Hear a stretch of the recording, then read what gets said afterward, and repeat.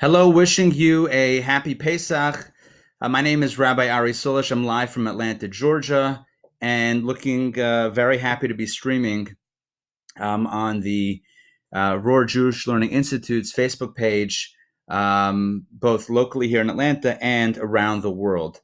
So tonight's topic is Sefirot 2020, understanding the cosmic and human forces that shape our lives today. And the goal of today's conversation is to get a better understanding of what the Sefirot, what the divine emanations are all about, and what they mean for us on a very personal level.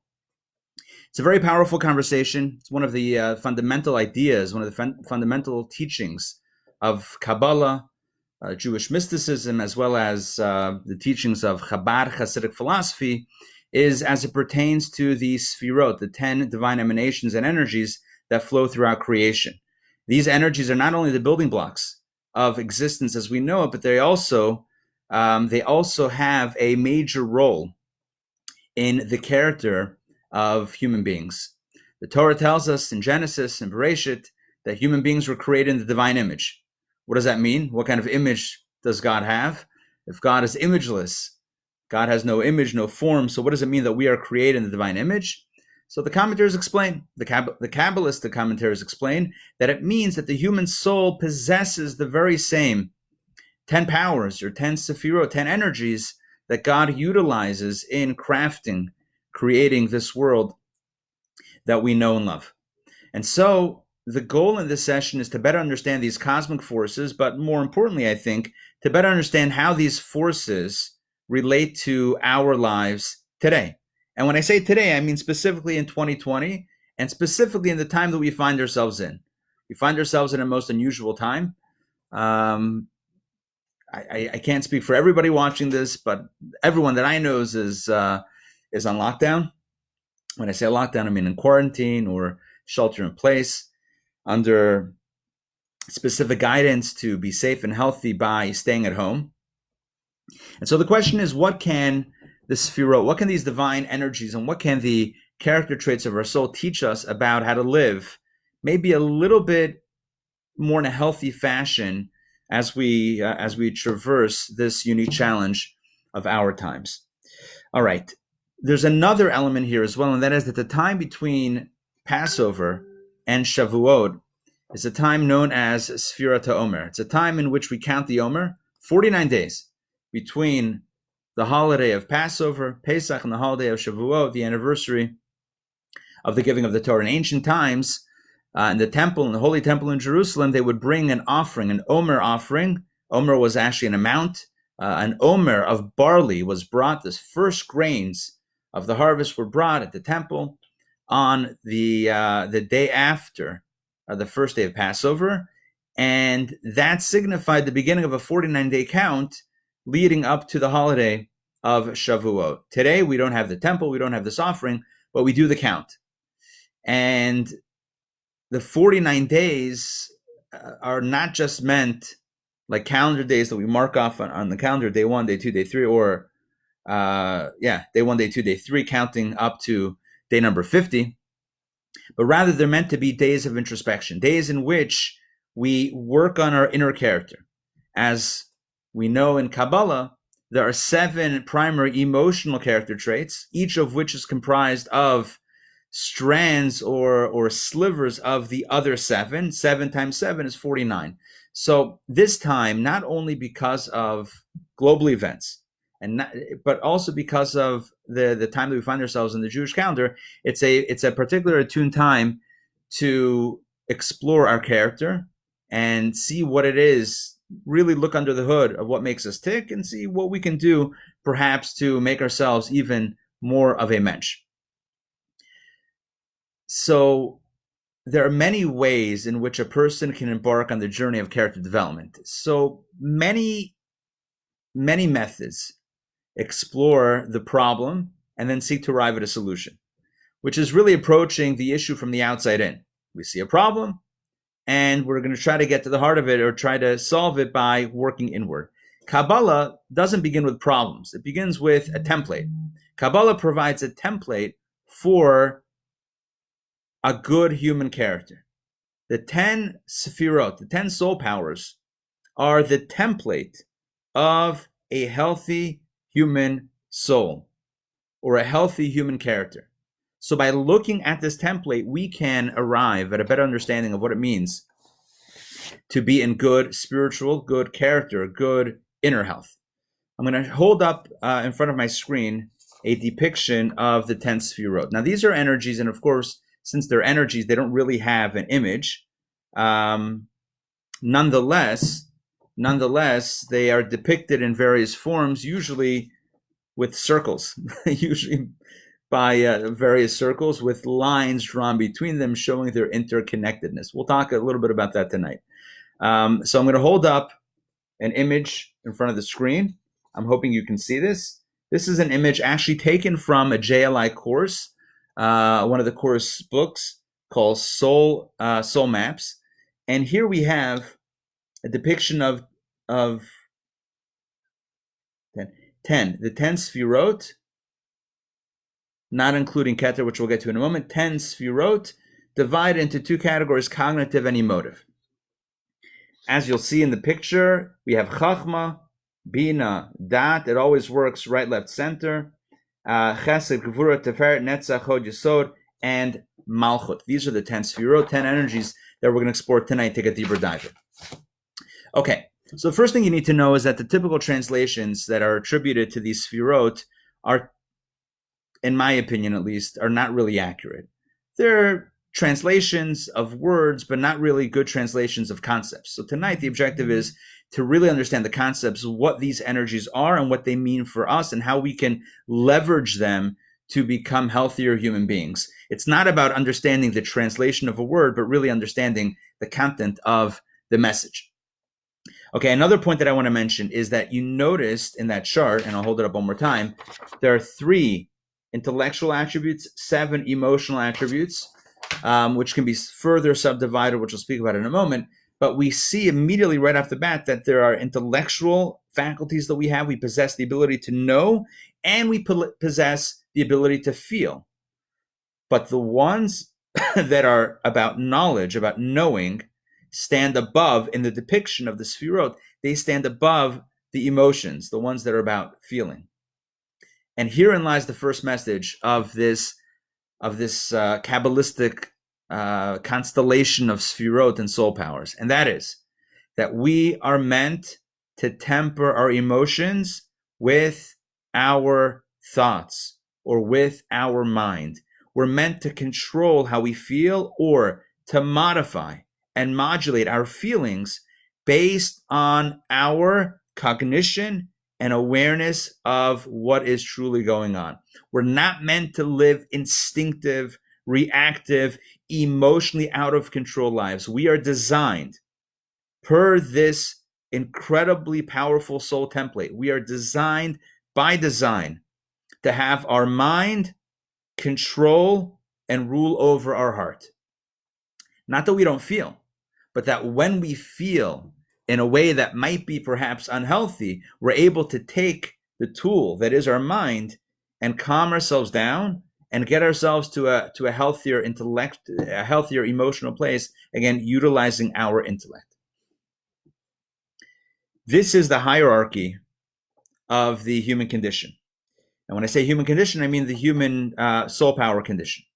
The intellect lies above the heart in order, and the truth is it's even true in the human physiology, within the human body. When a person is standing upright, their head is positioned above their heart, higher than their heart. And again, it's a message about the calling, but also the ability that we have to control our feelings with our mind. I will tell you that this speaks directly to the times that we find ourselves in, a time when many of us might feel anxiousness and nervousness and fear, and we might feel perhaps some anger, some resentment, some bitterness, all sorts of emotions. And they might all be valid emotions. The question we have to ask ourselves is, what is a healthy emotion and what's an unhealthy emotion? And really, I'll let you and I, for ourselves, decide what is healthy, what is unhealthy. But if we decide that there's a feeling that might be a legitimate feeling, but may not be the healthiest feeling to dwell on, well, Kabbalah teaches us we have the power to radically shift that emotion and move it out of our conscious selves or conscious feeling selves, and replace it with a different emotion simply by changing what we focus on with our minds. I will speak about this in a few minutes when we come to the soul power, the faculty of dat. But for now, just understand this general notion. The mind, the intellectual soul powers stand above the emotional soul powers to teach us the important lesson of our ability and our calling to regulate our emotions with our mind. So with that out of the way, with that introduction in mind, let us jump into a somewhat detailed account of the 10 Sephirot. But I want to begin with one of the powers that's actually not on this sheet. As I showed this to you before, and I was looking to see, if you noticed before, I was looking to see if Keter was on this list, and it's not. This has 10 soul powers, but there's one that actually stands above it all, and that is called Keter. Keter means literally crown, but in our context, Keter is desire, will, and or purpose. It's the human capacity to truly desire something and to feel a calling. This is the very first power of the soul. It's so sublime and so deeply embedded within the soul that's why in some charts it's not even counted as one of the 10 Sephirot, because it's so intertwined, it's so part and parcel of the fabric of the soul that it's not counted as one of the 10 powers of the soul. It's almost part of the soul. It's not necessarily a power of the soul. And yet tonight I'm going to speak about it in the context of a power of the soul. What is Keter? Keter is the ability that you and I have to really want something. Not just to superficially want something, but to deeply desire something. Now, we can use that desire for good or for the opposite of good. That is where free choice comes in. But Keter is the ability that human beings have to truly desire something and to have that desire almost take over our entire being to the point that we become focused single-mindedly on pursuing that desire. Now, that can be a destructive force, but it can also be a tremendously constructive, tremendously powerful force for good. And let's focus on how to leverage Keter, desire and will for good. So Keter means that I recognize what I want, not maybe what I've been doing, but what I really want. So I'll give you an example. With the current state of the world, many people find themselves, as I mentioned before, at home. And many of us find ourselves with perhaps a little more time on our hands, time that we can use in many different ways. But one way that we might use the extra time is to ponder and to really think, what am I doing in my life? And am I doing the things that I really know or that I'm really passionate about doing? Is my day-to-day life involving activities that speak to my true soul desire, or am I doing things that are secondary to what I really want to do? And I'm just doing them because I need to do them or because I happen to be doing them. This moment in time allows us perhaps allows us a little bit of space and time, perhaps, to take a moment and to reflect, maybe a few moments, and reflect on what is it that I truly want out of life? What is it that I truly want for myself? Where do I really see my gifts and talents making an impact in this world? And then making the decision to pursue that, as opposed to some of the more superficial things that we often find ourselves doing. So Keter is really about writing a human or a personal mission statement. What am I about? What's my why? What's my wherefore? What is my purpose? What do I want to do? And when asking this question, it's also important to think about not just what we want to do, or not what we want to do, but what is called upon us to do. So it's not only something or a conclusion that we come to based on maybe our selfish notions of what we want to accomplish, but it's also a conversation that happens through the lens of what do I feel that the world needs me to do, that no one else can do, that I am called upon uniquely by God, by life, by the universe to accomplish. That's another powerful form of the Keter meditation. What do I want to do? What is my passion in life? And what is my purpose as defined by a confluence of my talents, my opportunities, as well as the needs that are around me? This can be a powerful tool for exploration as we spend our times indoors a little bit more and maybe not doing all of the secondary things that we usually do, like sitting in traffic and commuting. And we might take it for granted. We have to go to work, we have to commute. But now, no commute. From the bedroom to the living room. It's an easy commute. So with all that extra time on our hands, maybe we can think, what am I spending my time with? What are my activities really focused on? Keter reminds us that we have deep-seated drives. And the world has deep-seated needs for us. And God has high expectations of us. So what do I want to do with my life? That is Keter. Let's move on to Chachma. Chachma is the first of the intellectual soul powers. Chachma is typically translated as wisdom, but like I said before, the translations aren't really what we're after today. It's about concepts. Chachma is intellectual discovery. Chachma is the ability that you and I have on a grand scale to be open to learning, to be open to discovery. It's the humility that we have to realize that we don't have all the answers, to realize that we don't have all the information, to realize that we don't have all the wisdom and knowledge that's out there, to realize that there's more to be learned. One of the greatest gifts of youth, and one of the greatest gifts that adults can carry with them from their youth, is curiosity, being open to ask the question and being open to receive the answer. You see, as we get older, sometimes we think, we know everything that needs to be known. We have pretty much all the things that we need to figured out, and everything else is stuff that we've already heard and disagree with anyway, or we agree with it and we already know it. But either way, we don't really need to listen. Chachma is the human capacity to be open to new information.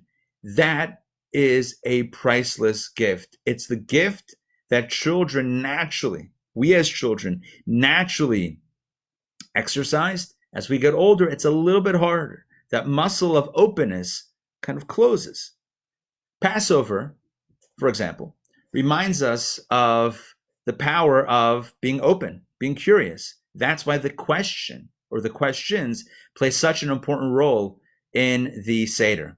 The child asks 4 questions. And one of the beautiful things about the 4 questions in the Seder experience, in the Passover experience, is that the parent doesn't immediately shut down the questions with answers, saying, great questions, and you asked 4 wonderful questions. Here are your 4 answers. That's not how it works. We launch into a narrative and we explore the story, and more questions come up. And do we ever actually give a concrete answer to the child's questions? No, at least not in my version of the Haggadah. And yet, we give the most profound answer.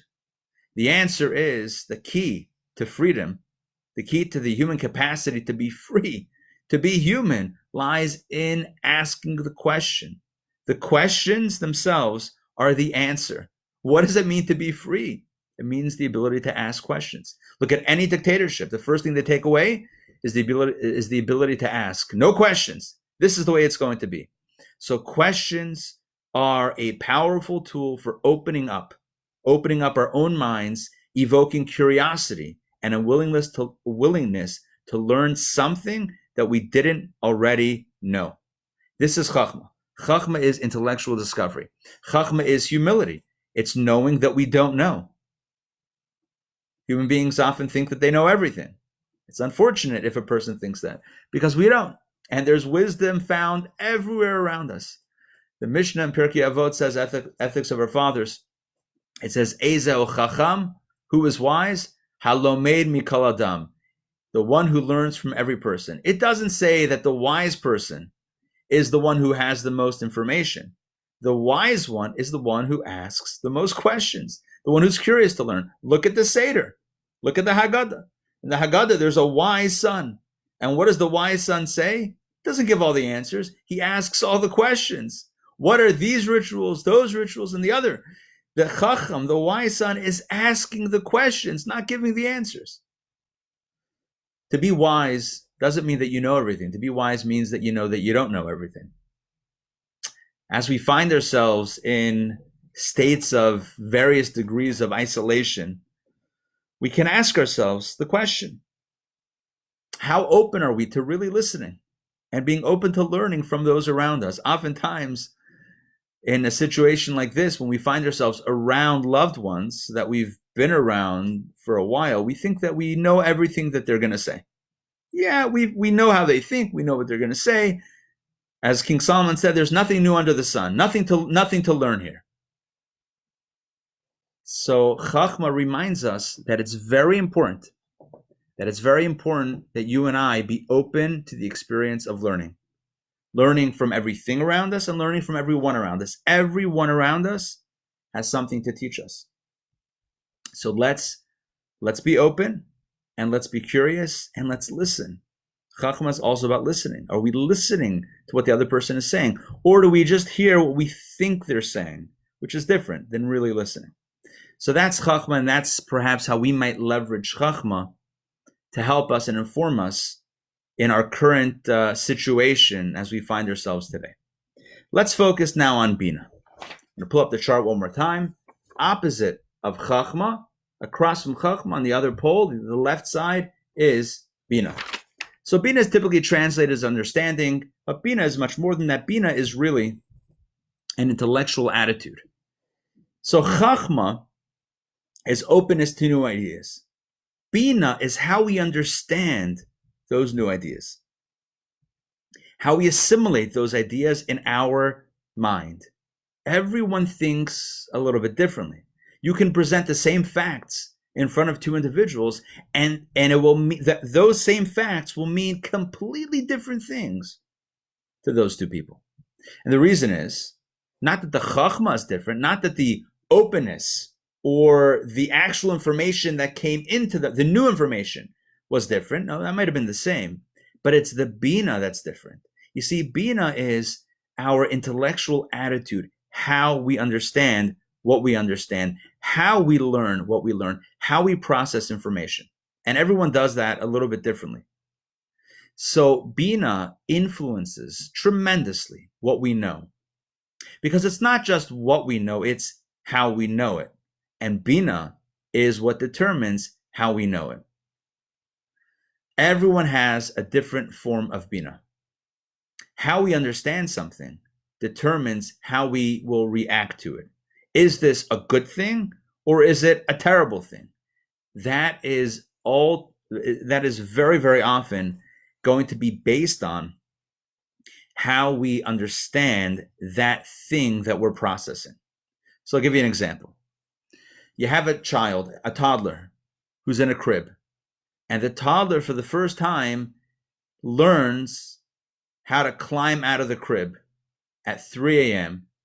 And the child climbs out of the crib and comes over to your room and wakes you up in the middle of the night. So before this, they were sleeping and they couldn't get out of the crib. And now, that's it. You're not safe anymore. Your sleep is not safe. At any point in time, the child might arrive and wake you up from your slumber. So how do you view it? What happened is objective. Right? So what happened is the child climbed out of the crib. That's the objective information. And that might be the chachma discovery. Like that's the new information that you just learned because it just happened. But the bina, that's where the magic happens. And that's where it gets very particular. How do you view what just happened? Is it a disaster or is it a tremendous thing? Right? Is it a terrible thing that just happened? Right? Can't believe it. Child just climbed out of the crib. The crib is not. It's not going to keep my child. In that space. Now the child can go anywhere at any time. Or do we look at it as a positive? Oh, my child is a fantastic climber. Look at that. My child can climb out of even a crib at this young age. It all depends on how we look at it. You could have a child who is in school, a student who's riling up the class, kind of getting the class all energetic and maybe not exactly the way the teacher wants. The teacher can look at that child as a ringleader of some sort of terrible, teacher could look at that in a very negative way and say that that's a negative thing, pulling the other students away from what the teacher's trying to do. Or the teacher can look at that child as a natural leader and say, oh, you're a leader. How can we leverage that? How can we leverage that for something positive? So instead of getting angry at the child, you might actually have a conversation with the child and say, I noticed what kind of talents you have in inspiring others around you. So let's talk about how we might use that for something positive, and not necessarily in a way that tips your hand, but in a way that really empowers this student, this child, to make a positive impact with their talents. So is it a bad thing or is it a good thing? It all depends on your Bina. How do you understand this that just came to mind? This new thing, this new idea, or this new information that came to you, this chachma that came to you, is objective. How do you understand it? That is where Bina comes in. The same thing obviously applies to the situation that we're in. We can look at it many different ways.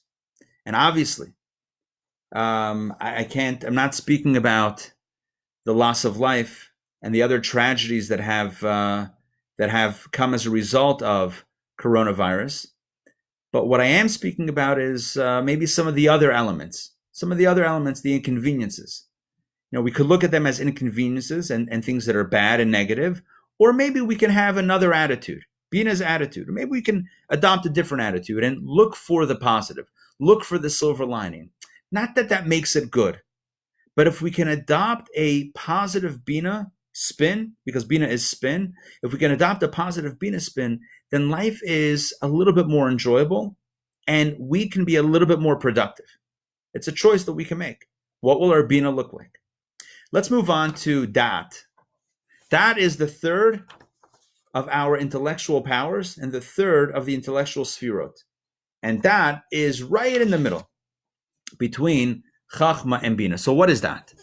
That is typically translated as knowledge, but for our purposes in this session, I'd like to refer to that as the power of intellectual focus. What are we focused on? There are so many things that we know, so many pieces of information that we know, the knowledge that we have under our belts and in our minds. The question is, though, what are we focused on right now? What is our intellectual focus? And that more than anything else will determine how we feel. I mentioned before that our emotions can be guided, and really usually are guided, by our thoughts and by what's in our minds. And what is the key to that? The key is Dat. Dat in Kabbalah is referred to as the key, the mafteach, the key that unlocks the emotions. Because Dat is not just what you know or how you know, it's rather what you're knowing right now. And what you're knowing right now speaks most immediately to your mood and your feelings. And it brings things into a much deeper connection. I'll give you an example. For months, I think we all heard about coronavirus. But for months, it was somewhere else. It was someone else's problem. And then slowly, it got closer and closer until it arrived in our own backyard. And then it became real. And then life changed. So when does life change? When are we motivated to change? And when do we feel the feelings that come along with that change? It's when things move and shift from being theoretical to being practical, to being immediate. It's when it's no longer someone else's problem, but it's my problem. It's our problem right here, right now. That is like the focus ring on a camera, where you have images, and as you adjust that focus ring, various items either become blurry or they come into sharp focus. As long as we're not focused on something, we might know about it, but it doesn't hit us. We don't feel it, and we don't act on it typically. We know it, but it's another thing that we know amongst the many things that we know. That is the ability not just to know, but to focus on something to the point that it becomes real and present and immediate. And that's when we really feel, and that's when typically we take real action. So in our times, we've seen that play out when we knew something, but it wasn't in focus, in sharp focus, and then it's in sharp focus, and then we feel, and then we act. So this reminds us of the powerful tool that we have to leverage that to really change and affect how we feel and what we do. This can be used, of course, for good and for the opposite. What we choose to focus on has a tremendous impact on our emotional state. So let us choose very wisely. The next element, the next Sefirot, the next soul power that we're going to focus on is the first of the emotions, the emotional soul powers, and that is chesed. Chesed is typically translated as love. I would like to add on the notion of giving. So chesed, love, is a state of feeling close and a desire to get closer, but it's also the desire to give to the other. The energy flow of chesed is from inside outside.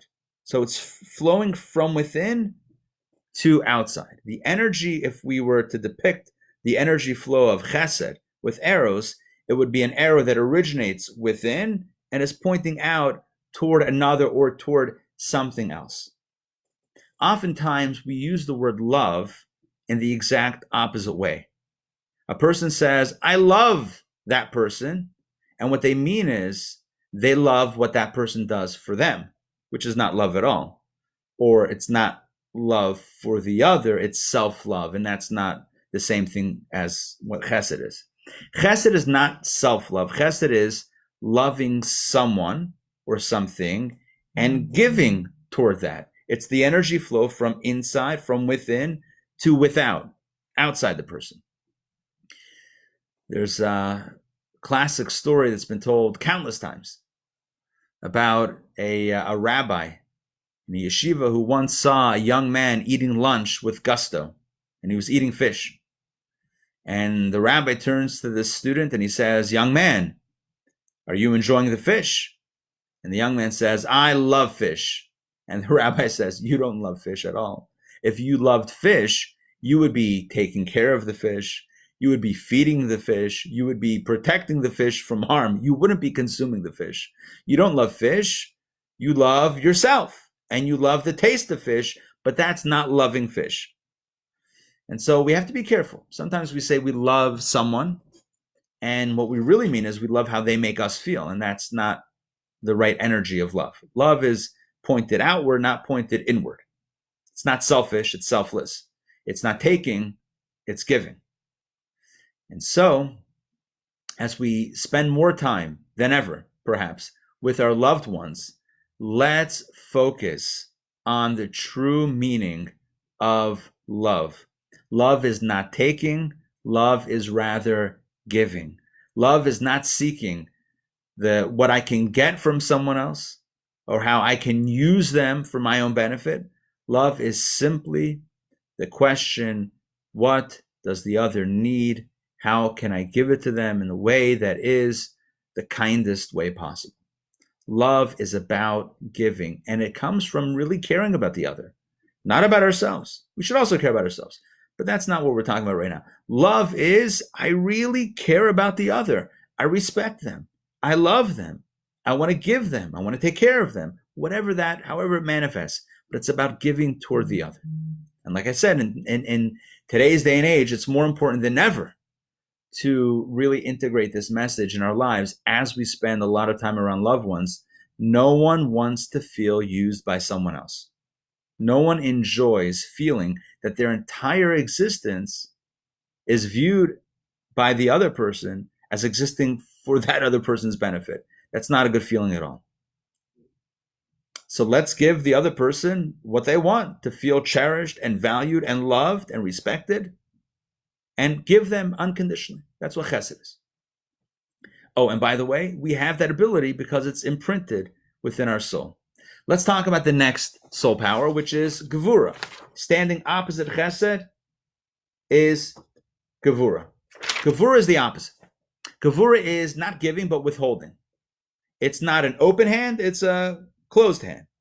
Chesed is, we might depict with an open hand, giving, and Guevara with a closed hand. Now, Guevara is not a bad thing, it's a very good thing.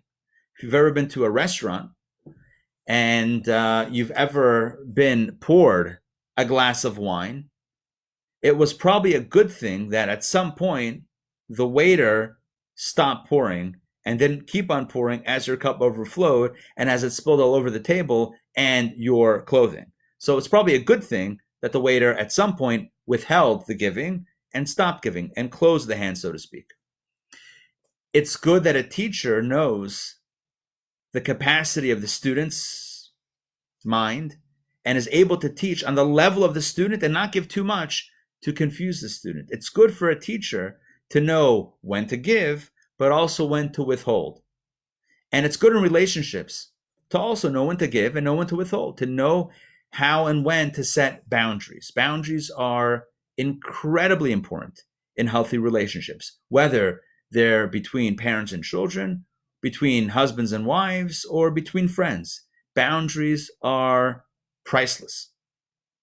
So we need to give, which is chesed, but we also know when to withhold.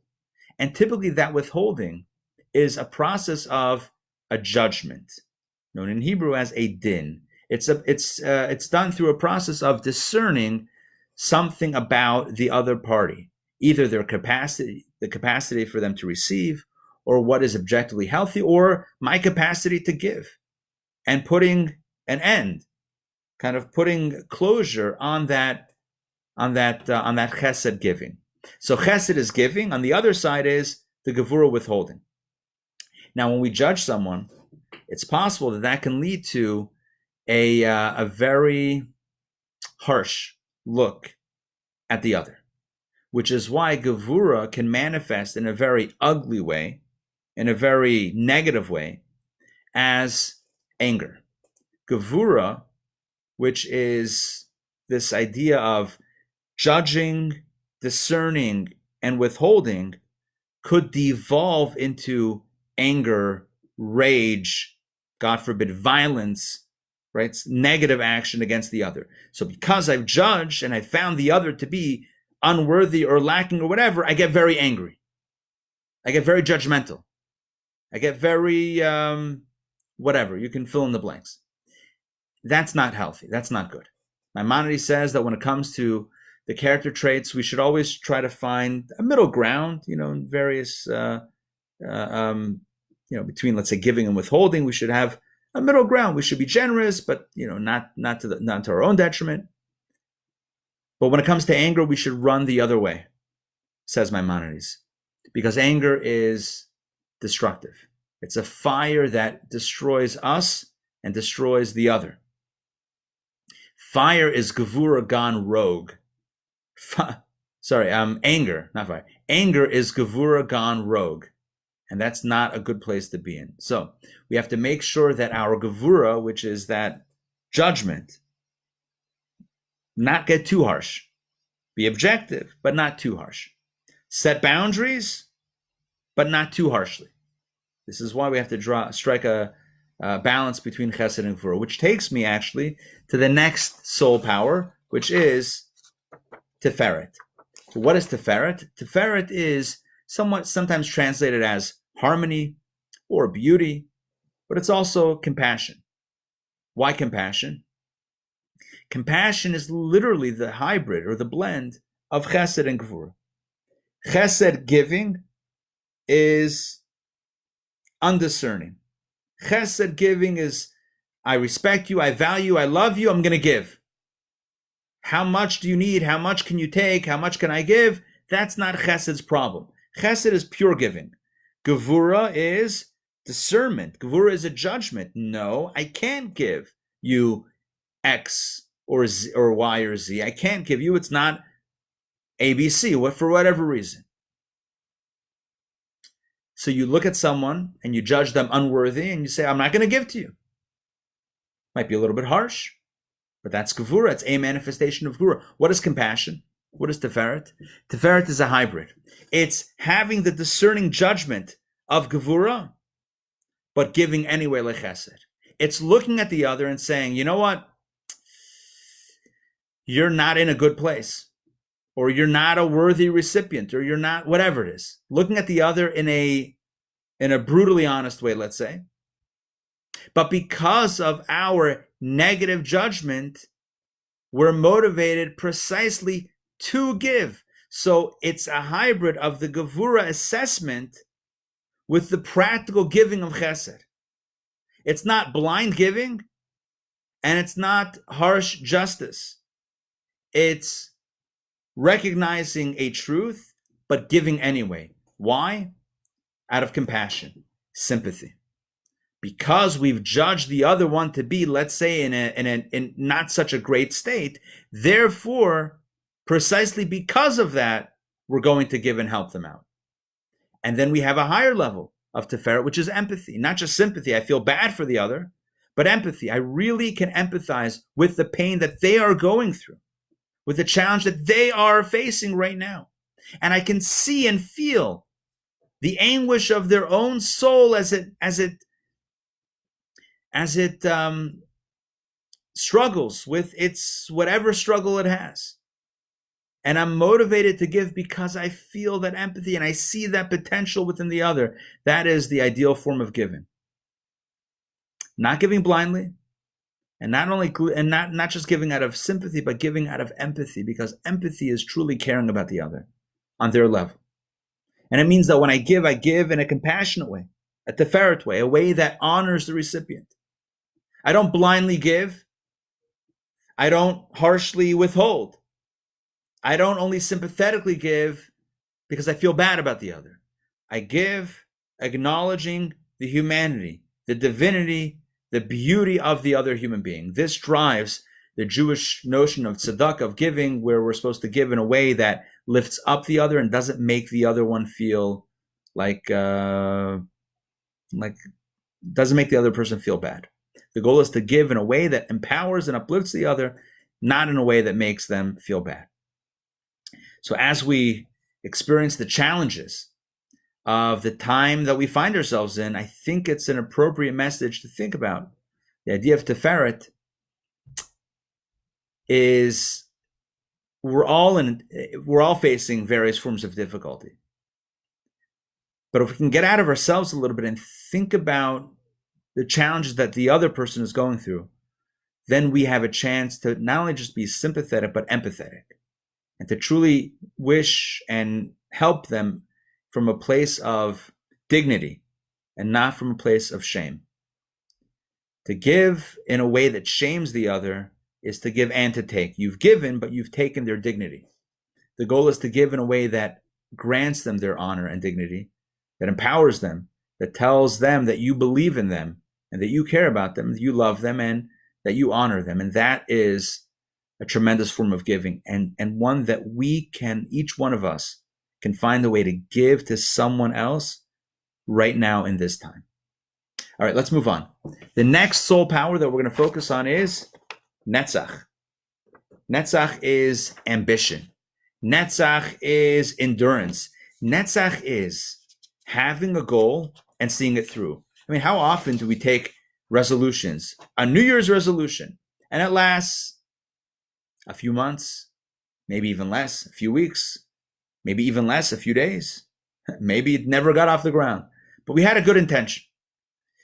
So between intention and action, there's a critical step, and that is fortitude, ambition, endurance. It's the power that we have to see something through. We all have the power to see things through because we've all done things that required strength. Netzach is the soul's strength to see a project through to its completion, to not get sidetracked, to not get distracted, to not get discouraged by setbacks, to not fall into the potholes, but to keep on marching forward.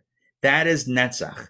Netzach is tremendously important within the human psyche, within the human character, within our soul powers. It is tremendously important.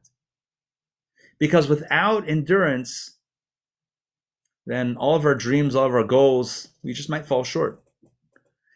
In a time like this, we're reminded how strong we need to be. It might be easy for a person to give up on some level and say, well, it's such a difficult time. That's it.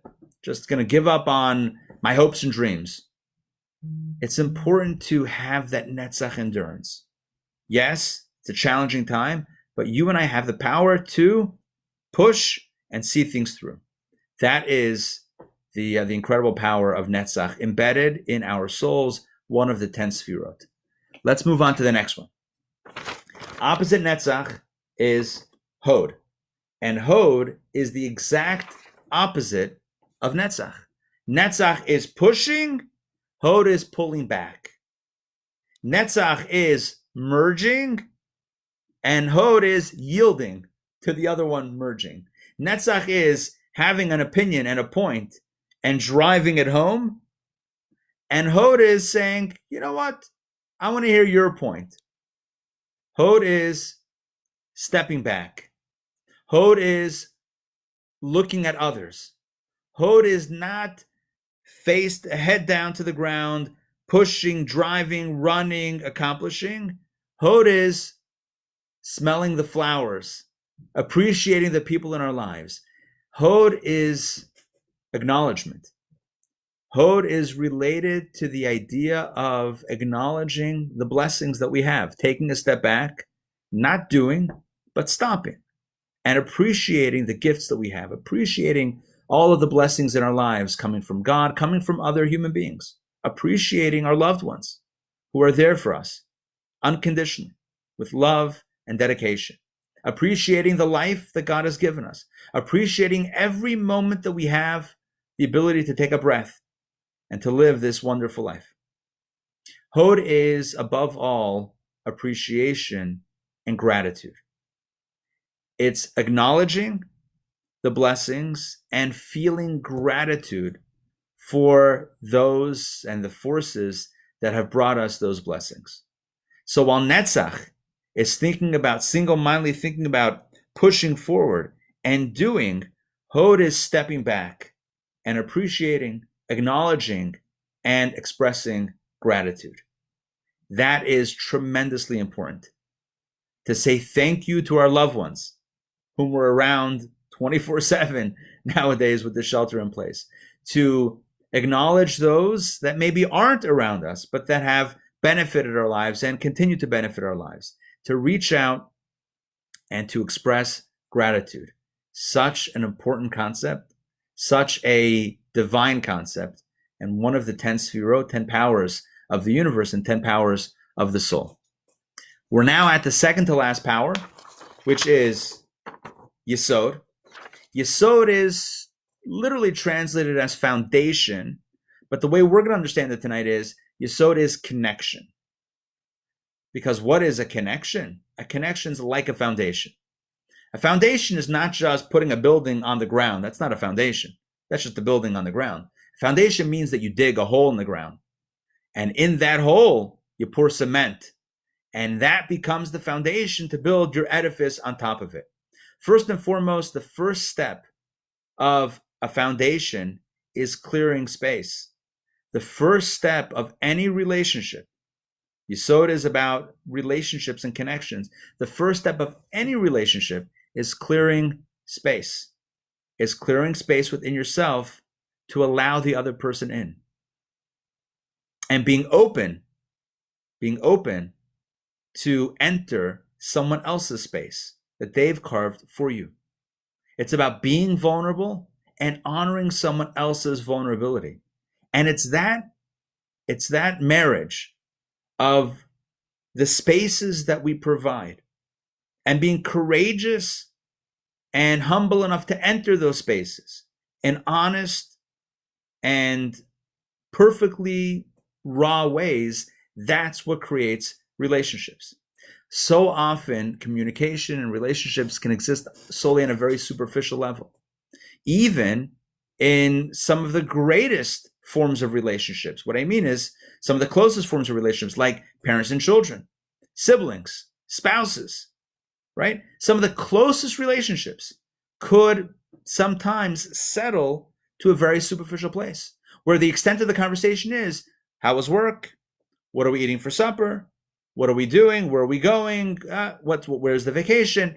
Very superficial conversations. But what about the deep conversations? What about being vulnerable? What about sharing your deepest desires, keter? What about sharing your deepest ideas, chachma, bina, dat? What about sharing your feelings, chesed, Guevara, Ferret? What about sharing your true and honest self with another person? That is yesod, the power to carve space for the other, the power to be vulnerable, the power to accept someone else's space and someone else's vulnerability. When they ask you a question and they provide that opening, do we step in with our honest selves, or do we put in our safe selves, our superficial selves, our protected selves, and keep the conversation completely surface? Yesod is the power that human beings have to truly open up and to be open to someone else's openness, to truly connect. And that is one of the greatest gifts and something that we ought to exercise as we find ourselves, in many cases, very, very much around those that we love. Let's spend our times not just talking about the superficial stuff, but talking about the deeper stuff. This is a tremendous opportunity to connect on a deeper level with our loved ones. That is Yesod. And now we're up to the last Sefirah, the last of the 10 or 11 soul powers, and that is Malchut. I should clarify, there are 10 soul powers. The question of Keter is a question or a topic that we'll have to save perhaps for another session, but I don't want to say 11 soul powers because there are clearly in Kabbalah, there are 10 Sefirot and 10 soul powers. How Keter is counted with that is another conversation, but let's refer to now the Malchut. Let's analyze Malchut, the last of the 10 Sefirot and 10 soul powers. Malchut is all about actualization.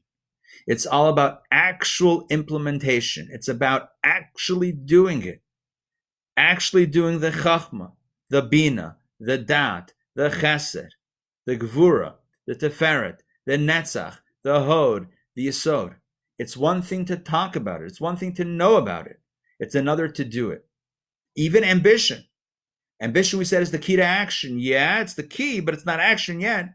Malchut is action. Malchut means royalty, sovereignty, leadership. A leader is marked by action, not ideas. That's a philosopher. We have philosophers and we have leaders. Philosophers, they go over all the ideas. They ponder this idea, that idea, this option, that option. Sometimes there's paralysis by way of analysis, right?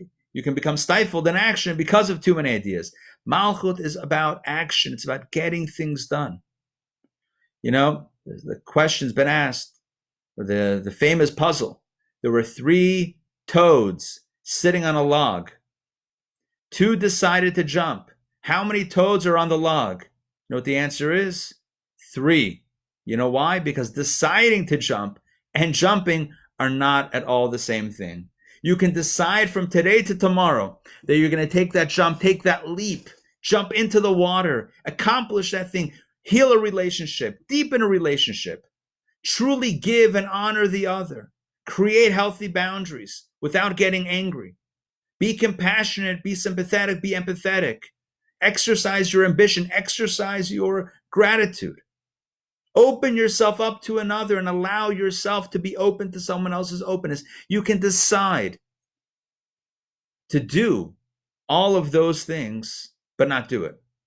Malchut is the unique human ability, the ability that we have to implement our ideas, our ambitions, our keter, our drive, our purpose in life.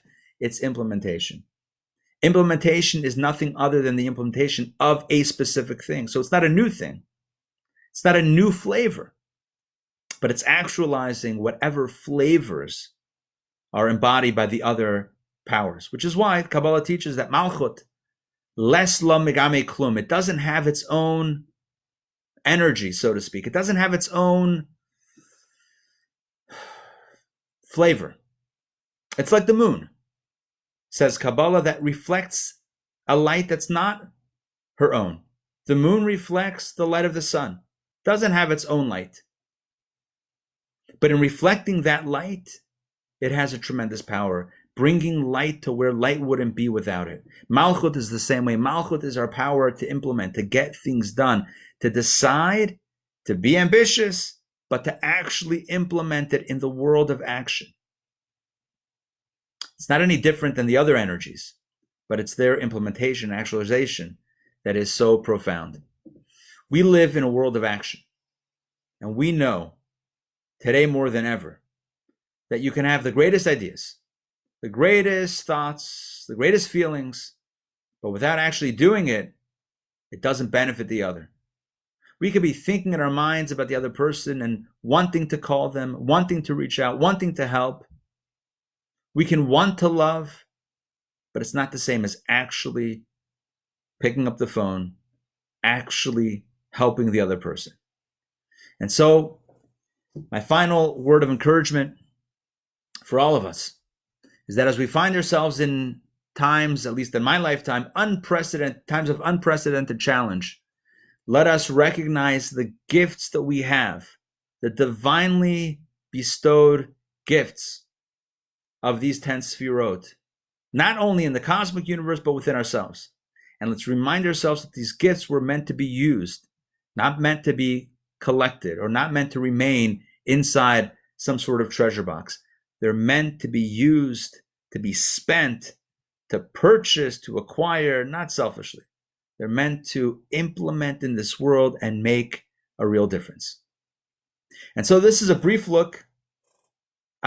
and somewhat detailed look at the 10 Sephirot, understanding how these cosmic forces and human forces affect our lives today and how we might perhaps leverage them for tremendous good in our lives and the lives of others.